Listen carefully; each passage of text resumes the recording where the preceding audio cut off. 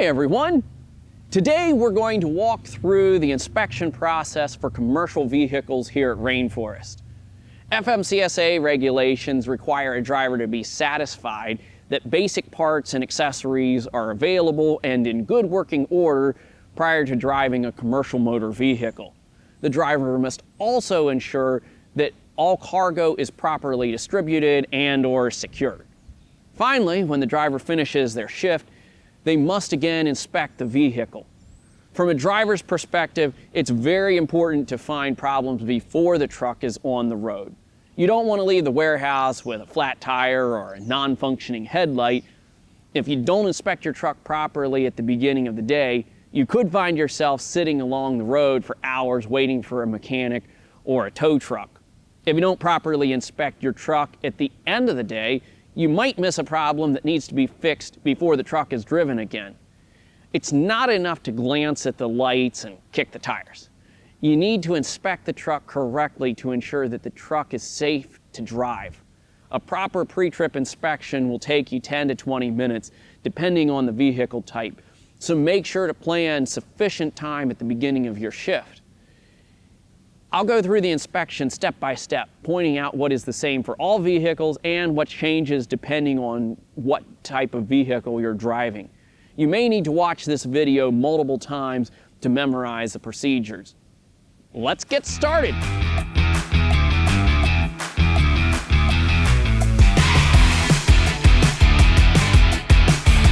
We'll start the inspection by turning on the headlights and the four-way flashers.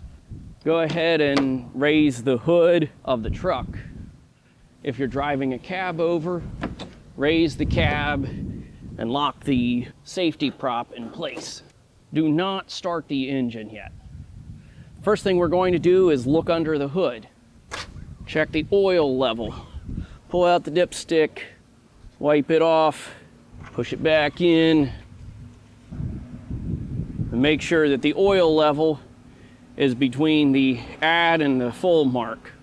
In this case it is, we're good. Put the dipstick back in, make sure it's firmly seated. Check the coolant. Make sure that the coolant is filled all the way to the full line or at least between min and fill. We want to look for any sort of leaks, coolant, oil, fuel, anything that would be coming down across the side of the engine block. Next, we're going to check down across the frame, the steering, the suspension. We're going to look at our shock absorbers, springs, steering components, make sure that everything is tight, nothing's damaged. We're going to check the brake shoes, make sure that they're at least 1/4 of an inch thick. We're going to check the tires. They need to be worn evenly across, at least 4/32 of an inch of tread, since this is a front tire. We need to make sure that the inflation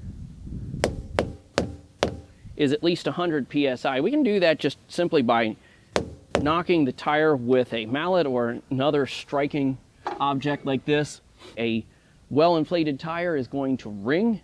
A flat tire is going to sound dull and flat. Check the lug nuts. Make sure that they're not loose. There are no rust trails, no shiny threads indicating any loose lug nuts. We're going to look under the truck, make sure that there are no puddles, no indication that something was leaking under the truck. We'll continue on around the truck, and as we come around, we'll make sure that the headlights and the signal lights are working.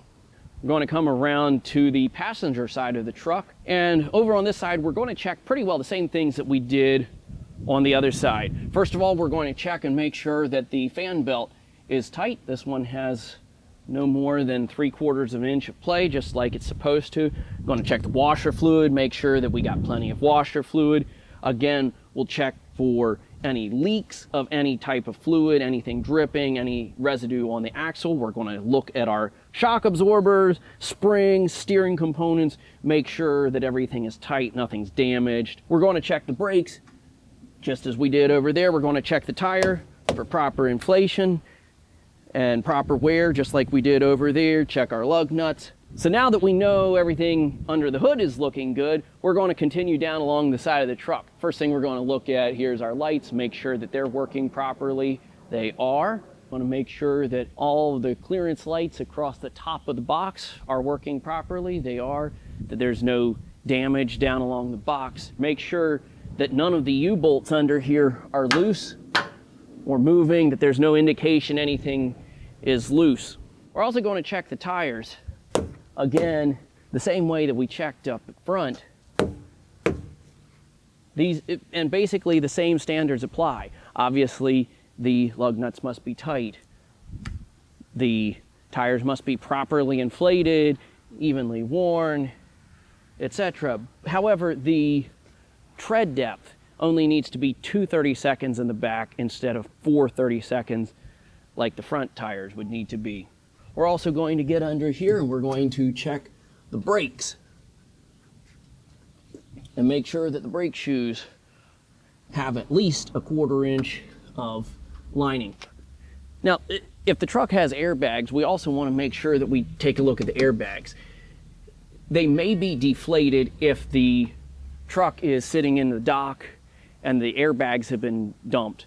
However, we want to make sure that they're properly attached, they're not damaged, and preferably that they are inflated. We also want to check the mud flap, make sure that the mud flap is properly attached.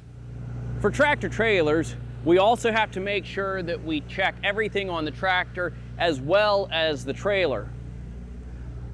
We're going to keep coming right on around the back of the truck. We're going to check up across the back of the truck here. We want to make sure that all of the lights across the top of the box, the clearance lights, that they're all working properly. We also want to make sure our tail lights are working and we got the 4-way flashers on. So we're going to make sure that the 4-way flashers are blinking properly. It's a good idea to check the lift gate if the truck has one, make sure that that's running correctly. We're going to check the license plate and the license plate light, make sure that the plate is properly attached, the light is working, there's no damage on the back of the truck here. We're going to keep on coming right around, and basically we're just going to check this side of the truck the same way that we check the other side of the truck. Check the lights across the top, check for damage here. We're going to check all the tires, the airbags, the brakes, and the suspension. We're going to make sure that there's nothing damaged on any of the suspension components under there. Check our lug nuts. Make sure that there's nothing stuck in between the tires. Check our U-bolts down along this side. For tractor trailers, we also have 3 other things we need to make sure that we check as we come up the driver's side. First of all, we need to make sure the landing gear is all the way up and that the jack handle is properly stowed. Second, we need to check the 5th wheel, make sure that the locking jaw is latched around the kingpin, and also that there's no gap between the skid plate and the bottom of the trailer. Finally, we're going to check the connections here and make sure that the air and the electrical connections are secure, and also that the lines are not going to drag on the catwalk, which could cause them to catch and be damaged. And then once we have determined that everything's good around the outside of the truck, we're now ready to get into the truck and start the in-cab portion of the pre-trip. If you're driving a cab over, go ahead and lower the cab and latch it securely in place. All right, so now we're ready to do the in-cab portion of the pre-trip inspection. First thing we're going to do is go ahead and start the engine. All right, so the engine started correctly. Next thing we're going to do is turn off the 4-ways, and we're going to start testing the turn signals. Now, for the light check, I'm going to assume that you are actually inspecting this truck in the dark, like, early morning. If it is actually daytime, like it is when I'm shooting this video, you will need to actually get out of the truck and go look at the lights and verify that they're actually working correctly, or get somebody to help you. So first of all, we do the left turn signal, make sure the indicator's working, which it is. Look down on the ground to verify that we can see that the left turn signal is shining on the ground, blinking. The left fender turn signal, if we can see it, make sure that that's blinking. And also we're going to look in the left mirror and make sure that the rear turn signal is working. Everything's working fine. Flip it over to the right, indicator's working. The turn signal is working down on the front, this fender mounted turn signal, and also look in the mirror and the rear turn signal is working. I'm going to turn that off. The last thing we're going to check is kick on the high beams and verify that the high beam headlights are working correctly, which they are. The next thing we're going to do is check over our gauges. Now that the engine's running, we want to verify oil pressure is where it should be. Oil pressure currently is 50 psi. It should be at least 5 to 25 psi. The fuel level is full. The DEF is about half. That means we got plenty of fuel and DEF for the trip today. The voltmeter should be at least 13 volts. We got 14.1, so we're doing great for that. The air pressure, when you first start the truck in the morning, the air pressure may be down to 0. However, it should be climbing. In our case, the air pressure is right up at 125 psi, so we know we're doing great on air pressure. Water temperature. Now, normal operating temperature is 180 to 190 degrees. However, whenever you start the truck in the morning, the temperature is going to be lower. So right now our temperature is here about 125, which is totally understandable since the truck hasn't been run much yet today. Next thing we're going to do is check the windshield wipers. Make sure that they're working correctly. Windshield wipers and washers are both running correctly. We're also going to check the windows, the mirrors, the windshield, make sure that nothing's damaged, that everything is clean so that we can see out correctly, we can see to back up, and we want to make sure that the mirrors are adjusted correctly so that we can see down both sides of the truck but also see out around us while we're driving. We're also going to check the steering wheel, make sure it has no more than 2 inches of free play, which this one's fine. Just a gentle wiggle of the steering wheel. Check the horns. So in this case, this truck only has a city horn, which is working fine. If it had an air horn, we would also pull that and check the air horn, make sure that's working correctly. The next thing that we also want to check is the heater and defroster. We're going to turn the fan on, turn the heat all the way up, make sure the selector is on defrost, and then just check up here on the dash to verify that it's blowing air up across the windshield, which it is. We'll go ahead and turn that off. Now, next thing we're going to do is the air brake test. Any truck that has air brakes needs to be checked in the morning when it's first started to make sure that the air brakes are functioning correctly. It's important that you do the air brake test with the exact order of steps that I'll be showing you here so that you actually check the brakes correctly. If you do some of the steps out of order or you skip some of these steps, you won't check the brakes correctly and you might go out on the road with a malfunctioning brake system. That could get you in a lot of trouble later. So the first thing we're going to do is turn the engine off. Then we'll turn the key back on. That way the gauges come up so that we can watch our air pressure as we're testing it. Next thing we're going to do is run the windows down so we can hear if there are any air leaks outside. Next, we're going to push in the parking brake valve and then push down the service brake pedal. That way the truck doesn't move, and we're going to watch the gauges here. So you'll have an initial pressure drop as it feeds air to the brakes and also to the service brakes. And after that initial pressure drop, we want to make sure that it doesn't lose more than 3 psi in 1 minute if it's a straight truck like this, or if it's a tractor trailer, that it doesn't lose more than 4 psi in a minute. Now, you don't have to hold the pedal for a full minute. You just have to make sure that the gauge isn't dropping while it's sitting there. So in this case, the air pressure gauge is holding steady. It has not moved since that initial pressure drop. So we're doing fine. We'll go ahead on to our next step, which is the fan down or the pump down test. What we're going to do is start pumping the brakes, and by the time we reach 60 psi on both air pressure gauges, the warning lights and alarm should come on. So I'm going to start pumping that down. And the alarm has come on. I'm going to continue fanning the brakes down now, and by the time that both gauges reach 20 psi, the parking brake handle should pop out.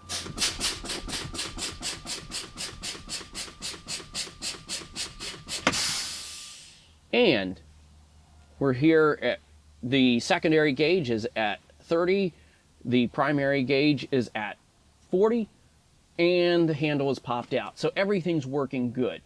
So what we've just tested is that the warning systems work correctly, and also the parking brake will pop out if we lose air pressure and actually stop the truck. So now we're going to go ahead and restart the truck, and we're going to rev the engine to somewhere between 12 and 1400 RPMs so that the air compressor on the truck can start building air pressure in the system again. And we want to watch and make sure that that air pressure is climbing, which it is. We're just going to keep revving the engine, and once we get back above about 60 psi, the warning lights should turn off, which they just did. So I'll continue revving the engine and watch that air pressure build. One of the things to note is that different trucks work differently. Some trucks, both gauges will come up together at the same time. On some trucks, you'll have the primary gauge come up first, and then the secondary gauge will come up. Either way is fine. You just want to make sure that your air pressure is building. So we're now up above 100 psi, which is great. We're just going to keep revving the engine until we reach governor cutout. We'll hear a blast of air from outside the truck as the governor shuts out. There it was. And now we are finished with most of the air brake test. However, we want to test the parking brakes yet. So I'm just going to put the truck into gear and then push the accelerator a little bit to verify that the truck doesn't move. The truck's holding still, so that means the parking brakes are holding. Now with some trucks, whenever they will not allow you to put the truck into gear if the parking brake handle is pulled out. That's okay. If you're not able to check that, you know, the most important thing is to watch and make sure that the truck is staying still whenever you have it parked. In a tractor trailer, we actually have three systems that we need to test. First of all, we're going to push in the trailer air supply valve, put the truck in gear, and tug against the truck's parking brakes. All right, and they held very nicely. Okay, so now we're going to pull the trailer air supply valve, push in the truck's parking brake valve. Once again, we'll put the truck in gear and tug against the trailer's parking brakes to verify that they're holding correctly. And they did. Okay, great. So now we're going to push in the trailer air supply valve. We'll pull forward slowly and pull the trailer brake handle to verify that the service brakes on the trailer are grabbing correctly. All right, and they grabbed. Now we're just going to let up and verify that they release, and they did. Great. So now we know that all three systems are working correctly. So now that we've gone through all of that, we've verified that the warning systems are working properly, We verified that the air system is not leaking. We verified that the air compressor will build the air pressure back up within a timely manner. And we've also verified that the parking brakes are holding.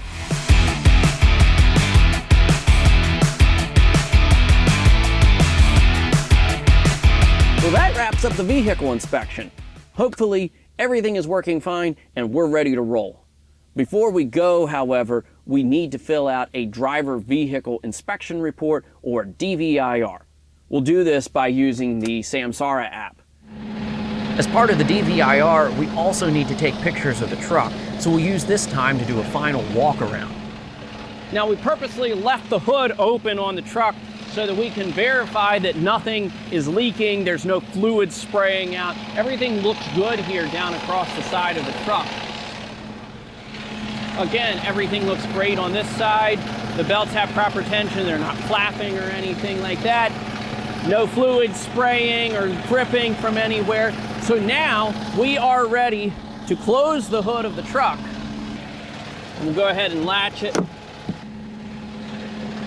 Then we're just going to take a quick walk around the truck to make sure that we didn't miss anything the first time around, make sure that the lights are actually working. We're also going to verify that the airbags are inflated now. All right, and we come around the other side. Everything looks good over here as well. The lights are working. There's no body damage that we missed. Everything appears to be in order. The only thing left to do at this point on the outside is make sure we latch this hood latch, and we're ready to get back in the truck, file our DVIR, and get down the road. If you found any issues on the truck that weren't already noted on a previous DVIR, make sure to add them. If you see defects that were previously recorded, check whether the issue has been fixed. If the issue has been repaired, tap the small circle to the left of the defect to mark it as resolved. If you're using a rental vehicle that's not in Samsara, use a paper DVIR form. Never log into a truck or file a DVIR for a vehicle that you're not actually driving. If you're driving a tractor trailer, you will also need to file a DVIR for the trailer as well as the tractor. If you find any problems, report them to the lead driver immediately. If it's a minor issue and the vehicle is still safe to drive, you can just send the lead driver a text about the problem. However, if it's one of the following major issues, you must call the lead driver immediately before you leave. Unless you're instructed otherwise, you must not drive a truck that has one of the following: non-functioning headlights, brake lights, turn signals, tail lights, or more than 2 clearance lights that are out. Oil or coolant below the minimum level if you're not able to add more fluid yourself. Significant fluid leaks, torn belt, a flat tire or tire with foreign object, broken or damaged shock absorber or suspension component, non-inflated airbags, gauges reading below the minimum levels, air system leaks beyond the allowed PSI loss, non-functioning brakes, dysfunctional refrigeration unit when you're transporting refrigerated cargo.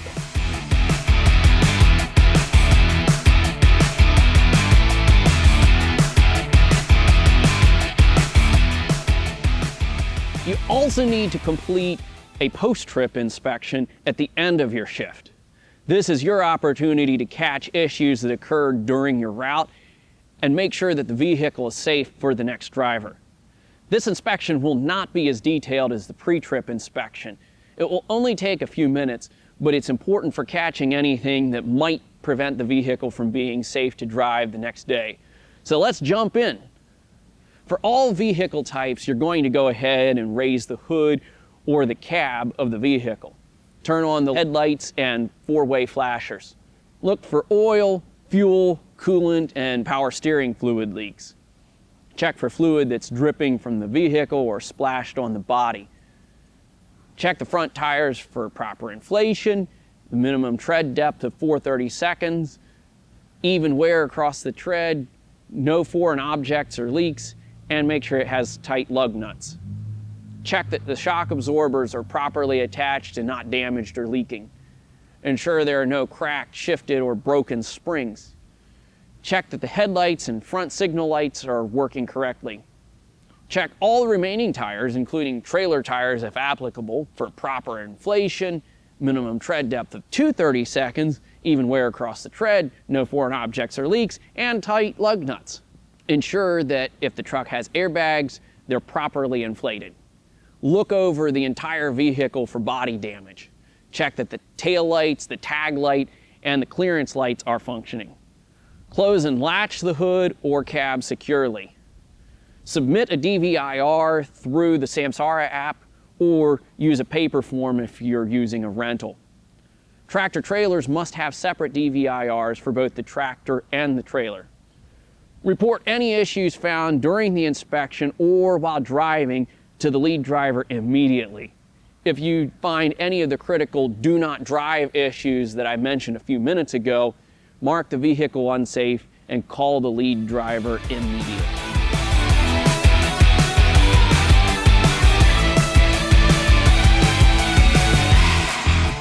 Properly inspecting your truck every day helps to keep you and others safe on the road.